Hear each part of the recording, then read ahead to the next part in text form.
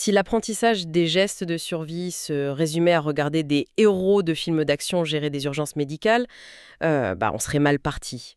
Il y a de très fortes chances que ces réflexes, une fois appliqués dans la vraie vie, soient tout simplement mortels. Ah bah c'est sûr. On a tous en tête ces scènes dramatiques où un personnage aspire le venin d'une morsure de serpent ou alors il arrache héroïquement un éclat de verre de son épaule. Ouais, le fameux cliché hollywoodien. Sauf que la réalité biologique de l'organisme humain, ça ne fonctionne absolument pas comme ça. C'est pas du tout un scénario de film, non. Et c'est justement ce décalage tragique entre notre intuition, qui est souvent forgée par la pop culture, et la réalité physiologique qui en fait transforme une situation gérable en une véritable catastrophe. C'est clair. Quand on y pense, le moindre appareil électroménager est fourni avec un manuel technique hyper exhaustif. Mais l'organisme humain, qui est quand même la machine biomécanique la plus complexe qu'on connaisse, il est livré sans aucune instruction. Et ce vide laisse la porte ouverte à la pire réaction possible face à une urgence, que ce soit un petit bobo ou une situation vitale, c'est-à-dire la panique. Et c'est en plein dans le mille de notre exploration d'aujourd'hui. L'analyse se concentre sur un ouvrage fascinant intitulé « Ma trousse de secours » de Lionel Ventura. Un auteur qui sait de quoi il parle d'ailleurs. Complètement, c'est un sapeur-pompier et formateur en secourisme qui est super suivi sur les réseaux. Mais l'objectif ici, c'est pas juste de faire une liste de pansements ou de désinfectants. C'est vraiment une plongée dans la mécanique du corps pour comprendre comment reprendre le contrôle quand les voyants s'allument au rouge. C'est un point hyper important. L'enjeu de cette documentation, c'est de transformer notre vulnérabilité en capacité d'action immédiate. Comprendre pourquoi une douleur irradie ou pourquoi un saignement réagit d'une certaine façon, ça permet de désamorcer l'angoisse. C'est comme découvrir les boutons cachés de notre propre système nerveux, quoi. Bon, décortiquons ça un instant. Commençons par une affirmation du livre qui, je dois l'avouer, m'a laissé un peu sceptique au début. Ah, laquelle? L'auteur soutient qu'on peut résoudre plein de petits dysfonctionnements du quotidien par des manipulations purement mécaniques, sans aucun médicament. Ouais, ça surprend toujours. Passer sur la face interne du pouce, directement sur l'os, et de faire rouler ça fermement pendant 1 ou 2 minutes. Franchement, ça ressemble à un effet placebo. Comment un massage de la main peut communiquer avec une gorge enflammée? On flirte avec la magie là, non? Je comprends tout à fait l'objection. Le lien n'est pas du tout intuitif. Mais en fait, il n'y a rien de magique là-dedans. C'est de la pure neurologie fonctionnelle. C'est ce qu'on appelle la théorie du portillon. Le portillon? Ouais, le gate control si on veut. Le corps humain n'a pas une ligne téléphonique directe pour chaque douleur. Les signaux nerveux voyagent sur des autoroutes communes pour remonter vers la moelle épinière et le cerveau. Attends, donc le pouce et la gorge partagent la même autoroute nerveuse? En simplifiant beaucoup, oui. En appliquant une pression mécanique intense sur le pouce, on stimule massivement des grosses fibres nerveuses, près de la veine céphalique. Et ces signaux de pression, qui sont intenses mais pas douloureux, voyagent beaucoup plus vite que les signaux de douleur sourde de la gorge. Ah, je vois. Il double la douleur sur l'autoroute. Exactement. Et quand ils arrivent à la moelle épinière, ces signaux rapides ferment le fameux portillon. Le cerveau est bombardé par l'info qui vient du pouce, donc il traite ça en priorité et diminue la perception du mal de gorge. C'est un brouillage de signaux totalement scientifique. C'est fou. C'est comme saturer un réseau informatique avec des requêtes pour masquer une alerte système.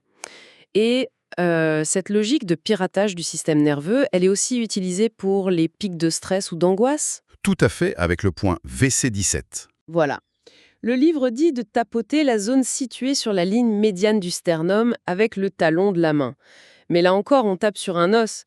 En quoi ça calme une crise de panique où le cœur s'emballe? Il faut regarder ce qu'il y a juste derrière cet os. Le sternum protège une région où transite le nerf vague. Et ce nerf, c'est la pièce maîtresse du système nerveux parasympathique. C'est celui qui agit comme un frein, c'est ça? Exactement.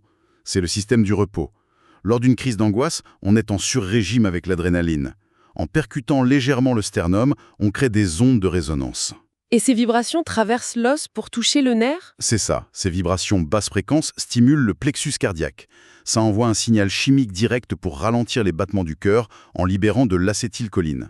On ne soigne pas l'origine psychologique de l'angoisse, mais on force physiquement la machine à ralentir. On force le système de relaxation, c'est brillant. Et on sort complètement de la petite astuce de grand-mère, c'est de l'ingénierie corporelle.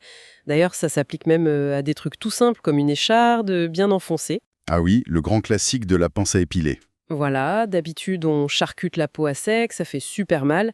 La solution du livre, c'est de plonger le doigt dans un mélange d'eau chaude et de bicarbonate de sodium pendant 10 minutes. Il se passe quoi chimiquement là, Sam? C'est une réaction thermique, chimique et osmotique, rien que ça. La peau, c'est surtout de la kératine.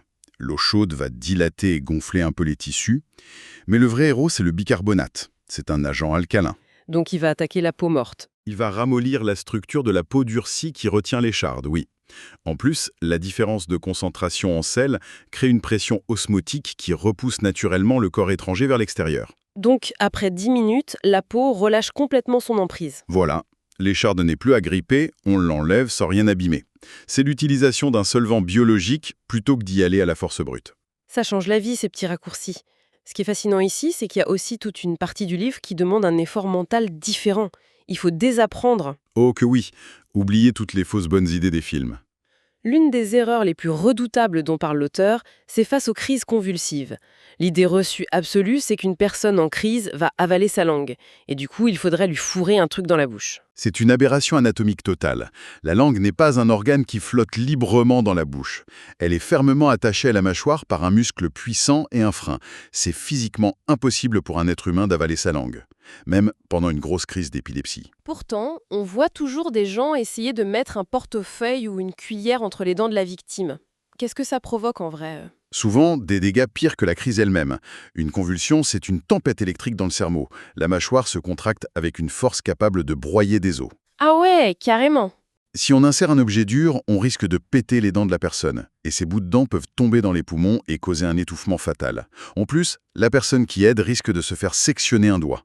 Donc, on ne touche à rien. La seule bonne procédure, c'est de faire le vide autour de la personne pour éviter qu'elle ne se cogne la tête contre un meuble et d'attendre que la crise passe. D'accord, donc on passe d'une intervention agressive à une sécurisation passive. Et j'imagine que c'est la même logique pour les morsures de serpents.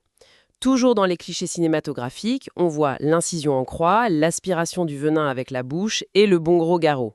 Le tiercé perdant absolu. C'est la recette parfaite pour transformer une urgence gérable en amputation. Pourquoi aspirer, c'est si mauvais? Parce que quand un serpent mord, il n'injecte pas le venin dans une grosse artère, mais dans les tissus sous la peau. Ça se diffuse par capillarité. Si on aspire avec la bouche, on récupère au mieux une goutte microscopique de venin et en prime on infecte la plaie avec toutes les bactéries de notre propre salive. Super! Et le garrot, alors, pourquoi couper la circulation est un tel désastre?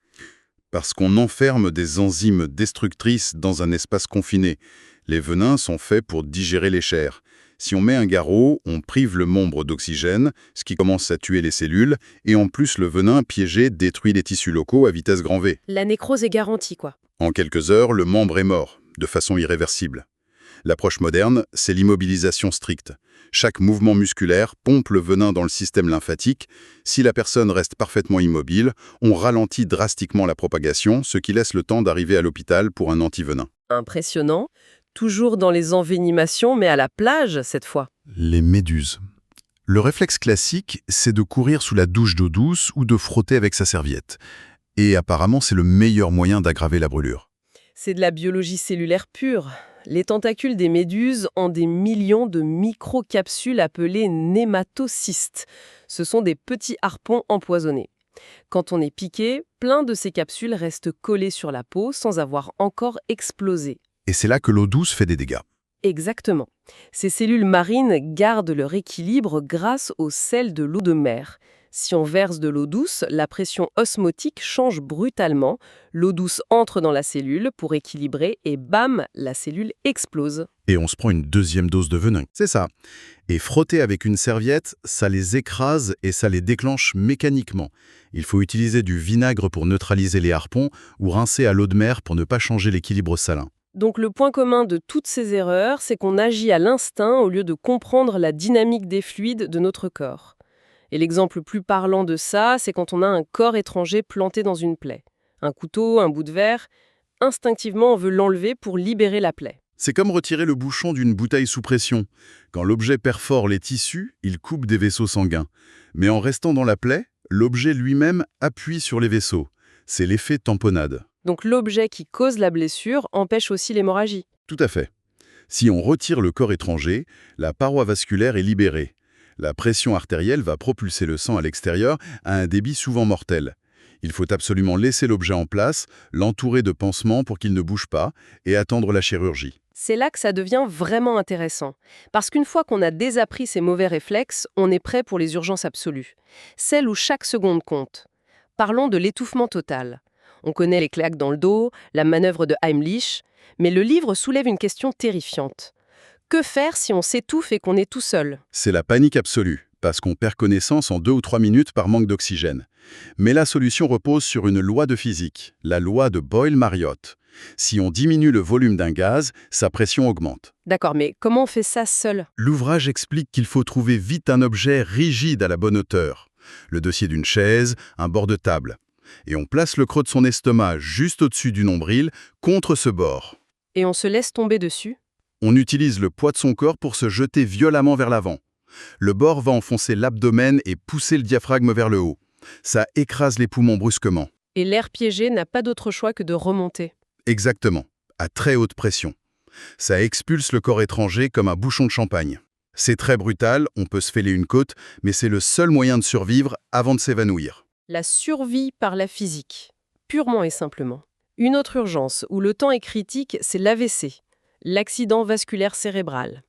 Le livre donne un acronyme, VITE, visage paralysé, impossible de bouger un membre, trouble de la parole et éviter le pire en appelant les secours. Mais l'auteur insiste lourdement sur un détail. Il faut noter l'heure exacte des premiers symptômes. Pourquoi c'est si crucial? En neurologie, on dit toujours « le temps, c'est du cerveau ». Un AVC ischémique, c'est un caillot qui bouche une artère. Le cerveau n'a pas de réserve d'énergie.